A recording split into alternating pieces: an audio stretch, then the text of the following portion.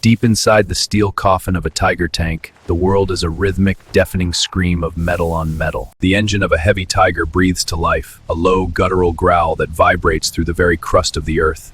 Outside, the hatch swings open to a vision of hell where the sun is blotted out by 1,000 pillars of oily black smoke. The horizon is a jagged line of burning hulls and shattered treads stretching as far as the eye can see through the dust. Inside a darkened bunker, a German officer's trembling hand hovers over a map, his fingernails caked in the gray dust of the front. His reflection shimmering in the polished casing of an 88mm shell. Miles away, a Soviet tank commander kisses a small, faded photograph of his wife before tucking it beneath his grease-stained tunic. His loader heaves a massive high-explosive round into the breach, the heavy sliding block slamming shut with a cold mechanical finality. The T-34 crew sits in total darkness, listening to the frantic, muffled beating of their own hearts against the silence. Above the trenches, the scorched grass of no man's land stands still as the wind dies down to a ghostly whisper. A single red flare hisses upward, cutting a bloody streak through the bruised purple light of the pre-dawn sky. The engine of a heavy Tiger breathes to life, a low, guttural growl that vibrates through the very crust of the earth. Thousands of steel monsters begin to moan in unison, their exhaust pipes spitting blue flame into the morning. Inside, the crew braces against the rolling steel behemoth, every vibration and spark a reminder of the inferno outside. The silence of the steppe shatters as the first wave of heavy metal begins to roll forward into the abyss. The commander's eyes scan the horizon, searching for the first signs of resistance, the weight of the battlefield pressing on every line of his face. Thousands of tons of steel roll across the steppe, a relentless tide of fire and metal heading straight into the heart of Kursk. Each tread tears through earth and wreckage, a relentless testament to steel and fire. The silence shatters as smoke and fire erupt across the steppe, a chaotic symphony of destruction. A lone T-34 crouches in the smoke, its crew tense as the monstrous silhouettes of approaching Tigers cut through the haze. The lead Tiger locks its sights on the lone T-34, every movement measured, every second a heartbeat closer to destruction. The Tiger roars, unleashing a high-explosive shell that tears across the battlefield. The T-34 erupts in a violent burst of smoke and metal, its hull twisting under the fury of the Tiger's shell. The Tigers surge forward, unbroken, as the shattered T-34s veer their path.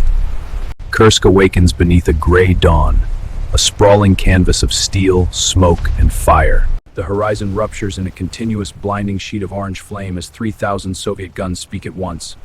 A Panzer III vanishes in a spectacular blossom of white-hot magnesium as a direct artillery hit pierces its thin roof. Through the swirling grit, the German line lurches forward, heavy tracks grinding the charred remains of sunflowers into the mud. The lead tank lurches violently as a concealed anti-tank mine vaporizes its right drive sprocket in a flash of yellow light. A hidden Soviet 76mm gun flashes from a haystack, the high-velocity shell shrieking across the open field. The round finds the gap between the turret and the hull of a Panther, showering the driver in a spray of molten rivets. Inside the Panther, the driver screams as steel bites deep, but the loader ignores the blood. Through the swirling grit and choking smoke, the Panther answers with disciplined fury. Soviet T-34s emerge from the smoke like ghosts, their engines roaring a defiant, hype-mechanical. A shell strikes the Soviet tank's frontal plate, glancing off with a high spark to the sky. The two lines of steel converge, the distance closing until the gunners can see the sweat on their enemies' faces. A Tiger's 88mm gun recoil sheet cracked that exits out the rear engine block. Oil sprays across the dry grass, catching fire instantly and creating a wall of dancing soot-heavy flames. The German momentum falters as they realize they are driving into a labyrinth of hidden bunkers and jagged iron teeth. A Soviet commander stands in his open hatch, his face a masked grease green soldiers of the chaos. The sky is no longer blue, it is a bruised, pulsing charcoal canopy lit only by the rhythmic flashes of heavy cannons. Tanks bypass the burning husks of their comrades, their steel treads clattering over shattered armor in a desperate push forward. The battlefield is swallowed by a swirling, impenetrable fog of war where friend and foe are marked only by muzzle flashes. The sun is a pale, sickly disk flickering behind a curtain of rising ash and the debris of 1,000 explosions. The German Reich gathers its last remaining strength, a desperate gamble to break the back of the Red Army once and for all. A young Panzer Grenadier, his reflection shimmering in the polished casing of an 88mm shell. Miles away, Fayed tucking it beneath his grease-stained tunic. His loader heaves a massive high-explosive round into the breach. The T-34 crew sits in total darkness, listening to the frantic, muffled beating of their own hearts against the silence. A single red flare hisses upward, cutting a bloody streak through the bruised purple light of the pre-dawn sky. The distance between the two steel titans collapses until the muzzles of their cannons are mere yards apart. The German gunner fires point blank. The muzzle flash scorched into the Soviet turret. The German gunner fires point blank. The muzzle flash scorched onto the Soviet turret in a blackened circular scar. Inside, the loader collapses as a jagged fragment from the shattered transmission housing tears through the confined steel chamber. Diesel fuel ignites in a sudden low-frequency thump. The commander beats his flaming sleeves against the bulkhead, his lungs searing with every desperate smoky breath. His hands claw at the heavy iron hatch, but the metal is already too hot to touch. Outside, the Tiger sits paralyzed, thick black ropes of smoke coiling out of every vision slit and pistol port. A T-34 crewman kicks open his hatch, his uniform a tattered rag soaked in oil and sweat. He rolls out onto the scorched earth as a secondary explosion inside his tank tosses the heavy lid like a coin. The heat from the burning wrecks creates a localized wind, whipping the tall, dry grass into a frantic golden frenzy. A German Panther tries to reverse, its tracks spinning uselessly in the gore-slicked mud of a fresh crater. The Soviet anti-tank ditch becomes a graveyard of tangled iron as 3 Panzers slide nose first into the trench. A Soviet soldier runs through the smoke, a satchel charge gripped in his white-knuckled fist as he dives toward a tread. The blast rips the drive wheel clean off, sending a spray of red-hot ball bearings into the swirling dust. The German advance slows to a crawl, the spearhead blunted against a wall of stubborn, unyielding Russian iron. Radio operators scream into headsets that carry nothing but the static of 1,000 nearby electrical discharges. A Tiger commander looks through his periscope to see nothing but a forest of burning Soviet hulls that refuse to break. The momentum of the Reich dies in a graveyard of smoking gears and the smell of roasting rubber and spent powder. The great German machine stutters, its gears jammed by the sheer volume of its own shattered remains. The horizon is no longer a line, but a jagged, flickering pulse of orange fire reflected in the eyes of the dying. The great German machine stutters, its gears jammed by the sheer volume of its own shattered remains.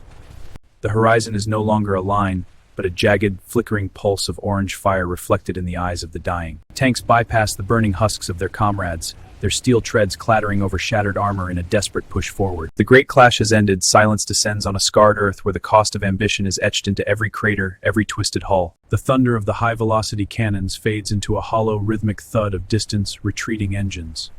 Soviet infantry emerge from their slit trenches, their faces caked in a thick, stony mask of gray dust and dried blood. One soldier pauses to lean against a shattered bogey wheel, his hands trembling as he fumbles for a single crumpled cigarette. Across the steppe, the once proud Panzers limp toward the west, leaving a trail of oil and broken links across the horizon. Abandoned supply trucks burn with a low, guttering flame, their canvas tops flapping like the wings of dying birds.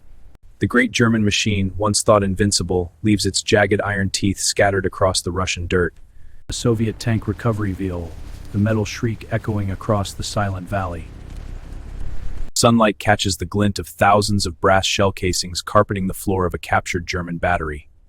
A lone Soviet medic kneels over a body, the white of his bandage stark against the charcoal-colored mud of the trench. Far to the west, the retreating column is a thin, dark line of shadows disappearing into the gathering purple mist. The initiative has shifted. The spearhead that once pierced the heart of nations is now shattered and blunt.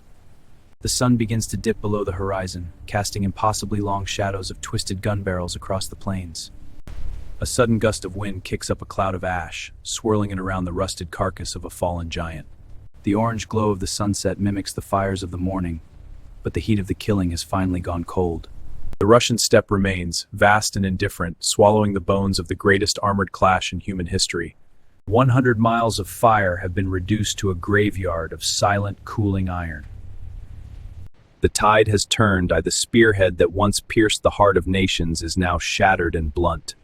The air is finally still, but the scent of scorched ozone and wet iron lingers over the miles of cooling wreckage. A lone Soviet medic kneels over a body, the white of his bandage stark against the charcoal-colored mud of the trench. Far to the west, the retreating column is a thin, dark line of shadows disappearing into the gathering purple mist. Abandoned supply trucks burn with a low, guttering flame, their canvas tops flapping like the wings of dying birds.